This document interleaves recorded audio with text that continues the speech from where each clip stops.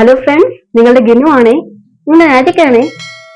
അപ്പൊ എല്ലാരും ചോദിക്കുക, ഈ റീസൈക്ലിംഗ് എന്ന് പറഞ്ഞിട്ട് ഈ ചിരട്ടയില്ലാത്ത റീസൈക്ലിംഗ് എങ്ങനെ കംപ്ലീറ്റ് ആവുന്നത്? ശരിയാ, നമുക്ക് ഈ കേരളത്തില് ഏറ്റവും കൂടുതൽ അവൈലബിൾ ആയിട്ടുള്ള റീസൈക്ലിംഗ് മെറ്റീരിയൽ ആണ് യഥാർത്ഥത്തിൽ ചിരട്ട എന്ന് പറയുന്നത്. അപ്പൊ അത് റീയൂസ് ചെയ്യാണ്ട് എന്ത് റീസൈക്ലിംഗ്? ശരിയല്ലേ? അപ്പൊ അതുകൊണ്ട് ഇന്നത്തെ എപ്പിസോഡ് ഞാൻ ചിരട്ടയ്ക്ക് വേണ്ടി ഡെഡിക്കേറ്റ് ചെയ്തിരിക്കുക. നാജികെ, അപ്പൊ ഇന്ന് നമുക്ക് ചിരട്ട കൊണ്ട് ഒരു വ്യത്യസ്തമായ ഒരു ക്രാഫ്റ്റ് കാണിച്ചു കൊടുത്താലോ? എന്താ പറയുന്നു? ഞാനങ്ങോട്ട് പറയാനിരിക്കുകയായിരുന്നു.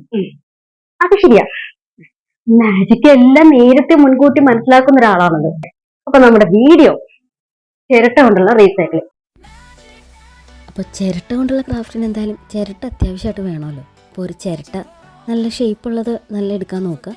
ഒരു കത്രിക വേണം, പിന്നെ ഇത്തിരി കട്ടിയുള്ളൊരു പേപ്പർ, കാർഡ്ബോർഡ് പേപ്പർ, പെയിൻറ്റ്, പശ.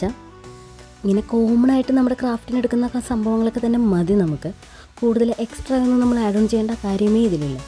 ഈ ചിരട്ട നമ്മളൊന്ന് ഒരു സാൻഡ് പേപ്പറോ അങ്ങനെ എന്തെങ്കിലും കൊണ്ടൊന്ന് ഉരച്ച് ഒന്ന് സോഫ്റ്റാക്കി എടുത്തിട്ട് അതിൻ്റെ മുകളിൽ നമ്മളൊരു കറുത്ത പെയിൻ്റ് അടിച്ചെടുക്കാം കേട്ടോ. ചിരട്ടയിലേക്ക് ഡയറക്റ്റാണ് നമ്മൾ പെയിൻറ്റ് ചെയ്യുന്നത്.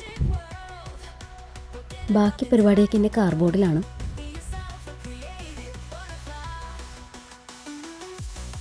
ഞാനിപ്പോൾ ഫ്രീ ഹാൻഡായിട്ടാണ് ഇതിൽ വരക്കുന്നത്. നിങ്ങൾക്ക് സ്കെയിലോ മറ്റെന്തെങ്കിലും വെച്ച് വരച്ചെടുക്കാം.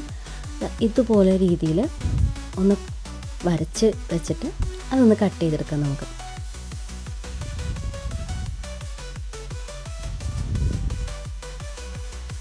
എന്നിട്ട് അതൊന്ന് ചുരുട്ടിയെടുത്ത് ഒന്നെങ്കിൽ സ്റ്റാപ്ലർ അടിക്കാം, അല്ലെങ്കിൽ ഒരു സെല്ലോ ടേപ്പ് കൊണ്ടോ മറ്റോ നമുക്ക് ഒട്ടിച്ചെടുക്കാം.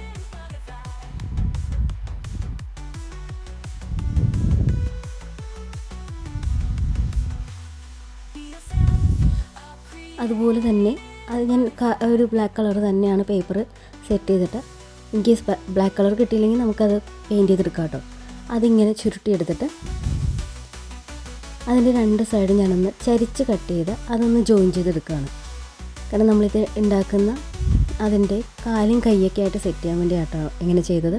അപ്പോൾ നമ്മൾ ആദ്യം കട്ട് ചെയ്ത് വെച്ച സംഭവത്തിൽ, അറേഞ്ച് ചെയ്ത് വെച്ച സംഭവത്തിൻ്റെ മുകൾ ഭാഗം ഞാനൊന്ന് ജസ്റ്റ് ഒന്ന് കട്ട് ചെയ്ത് ആ ചിരട്ട അവിടെ പ്ലേസ് ചെയ്യാൻ വേണ്ടിയുള്ള രീതിയിൽ ഒന്ന് കട്ട് ചെയ്ത് സെറ്റാക്കിയിട്ട് അവിടെ നമ്മുടെ പശ നന്നായിട്ട് തേച്ച് പിടിപ്പിച്ച് ഈ ചിരട്ട അതിൻ്റെ മുകളിലേക്കാണ് നമ്മൾ വെക്കുന്നത്. കണ്ടില്ലേ? ഈ രീതിയിൽ ആ ഒരു പേപ്പറിൻ്റെ മുകളിലത് സെറ്റാക്കി എടുക്കാം. പിന്നെ ഒരു ഫ്രെയിം, അതായത് നമുക്കിത് ഒന്ന് അറ്റാച്ച് ചെയ്ത് വെക്കാൻ വേണ്ടി ഒരു സ്ക്വയർ പീസ് കാർഡ്ബോർഡോ അങ്ങനെ എന്തെങ്കിലും, അതിൽ നമ്മൾ ഈ ഒട്ടിച്ചെടുത്തിരിക്കുന്ന ചിരട്ട ഒട്ടിച്ച് വെച്ചിരിക്കുന്ന ഭാഗം അതിലാദ്യം ഒട്ടിക്കുക. അതിനുശേഷം നമ്മൾ ഈ കയ്യും കാലൊക്കെ ആയിട്ട് സെറ്റ് ചെയ്തതൊക്കെ അതിൻ്റെ ഒപ്പം തന്നെ അറ്റാച്ച് ചെയ്ത് ഒരാൾ ഇരിക്കുന്ന രീതിയിലേക്ക് നമുക്ക് സെറ്റ് ചെയ്തെടുക്കാൻ വേണ്ടിയിട്ടാണ്. അപ്പോൾ ആ രീതിയിൽ നമ്മൾ ആദ്യം കാലൊട്ടിച്ച് വെച്ചു, പിന്നെ കൈയും അതുപോലെ നമ്മൾ ഒട്ടിച്ച് വെച്ചു. ആ മുട്ടിൻ്റെ മേലിൽ കൈ വെച്ചിരിക്കുന്ന പോലെയുള്ളൊരു രീതിയിലാണ് നമ്മളിവിടെ റെഡിയാക്കി എടുത്തിരിക്കുന്നത്.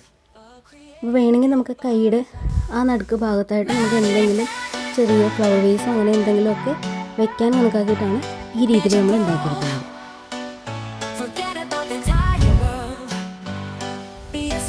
ഇതാണ് നമ്മുടെ ഫൈനൽ ലുക്ക് കേട്ടോ. ഇനി നമുക്ക് ചെടികൾ വെക്കാം, വേറെ എന്തെങ്കിലുമൊക്കെ സംഭവങ്ങളൊക്കെ നമ്മൾ ജ്വല്ലറീസ് ഉണ്ടെങ്കിൽ അത് നമുക്ക് ഇട്ട് വെക്കാം. അല്ലെങ്കിൽ ഇതുപോലെ ചെടികളൊക്കെ വെച്ചിട്ട് ഭംഗിയായിട്ട് നമുക്ക് റൂമിൽ അറേഞ്ച് ചെയ്യാവുന്നതാണ്.